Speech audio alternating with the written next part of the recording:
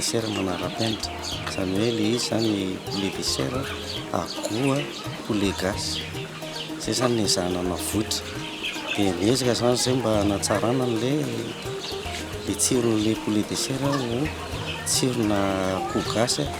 Dia miezaka koa zay ao anatin'ny provandy mba tsy hampiasa an'ireny produit mamanimanitra koa ireny.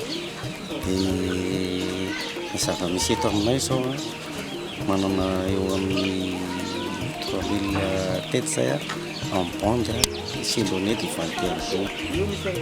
Dia ao anatin'izay koa maniry zay mba hanarahan'ny tanora ny fahaiza-manao rehetrarehetra, izay mampanao formation manana point de vente koa zay amin'ny resaka produit phytosanitaire, produit phytosanitaire.